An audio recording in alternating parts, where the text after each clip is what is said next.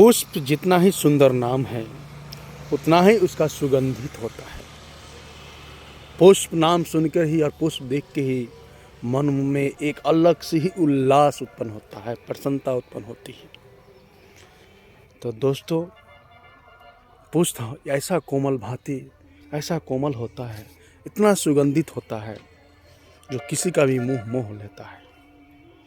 लेकिन उस पुष्प को भी इतना पता होता है और अपने आप में गर्व भी होता है, उन्हें घमंड भी होता है कि मैं पुष्प हूँ, मेरे अंदर सुगंधित है और मैं एक पवित्र सा वस्तु हूँ। लेकिन पुष्प का भी तो यूज हमारे जीवन में ही होता है। कहीं पवित्र में या पवित्र होते हुए भी लोग उसे अपवित्र मानते हैं। जब पुष्प माली के द्वारा या किसी के द्वारा टूटा जाता है तो सुगंधित पुष्प को भी पता नहीं होता है कि हम भगवान के चरणों में जाएंगे या किसी शव के ऊपर जाएंगे। इसी तरह से है हमारे जीवन में, मानव जीवन में, हर एक जीव जंतु में खिलखिलाता हुआ जीवन, सुंदर सा जीवन इतना सा अच्छा गुजरता हुआ रहता है। नहीं, ये नहीं पता होता है कि ये सुंदर सा जीवन कभी दुख में पलटेगा या सुख में पलटेगा। तो यही सुख और दुख है, यही सुगंधित है।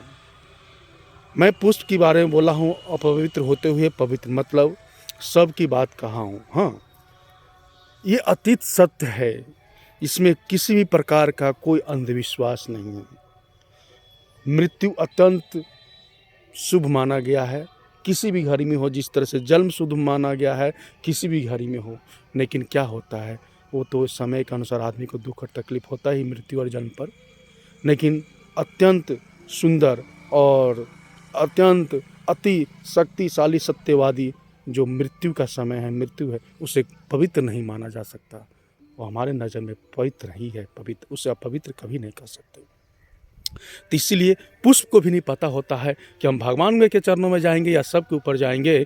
उसी तरह से मानव के जीवन में सुंदर सा खिलखिलाता हुआ ये जिंदगी, कभी ये नहीं पता चलता है कि वो कहाँ जाएगा, किस तरह ढलेगा। पैसा, पूंजी, संपत्ति होते हुए आदमी आत्महत्या कर लेता है, खुदकुशी कर लेता है। क्यों? यही जिंदगी है। जिंदगी को समझना बहुत मुश्किल है, और जो जिंदगी को समझ लिया वो अमर हो जाता है, जिसको हम लोग महर्षि, ऋषि में कहते हैं। तो जिंदगी को समझना बहुत ही उत्तम है दोस्तों। पहले जिंदगी को समझा कीजिए। अगर जिंदगी को नहीं समझिएगा तो इस मानव जीवन में भटकते भटकते मर जाओगे। नहीं, कोई आपको मान सम्मान देने के लिए नहीं आएगा, क्योंकि आप जिसको मान दोगे, सम्मान दोगे, वही आपको बेइज्जती करने के लिए उत्पन्न होगा। इसलिए ध्यान रखें। और हमारे वीडियो का कोई भी ट्वीट अगर आपको अच्छा लगा हो तो पेज को फॉलो ज़रूर कर लीजिएगा और वीडियो को शेयर कीजिएगा। और यदि यूट्यूब पर देख रहे हैं तो चैनल को सब्सक्राइब जरूर कीजिएगा। जय हिंद दोस्तों।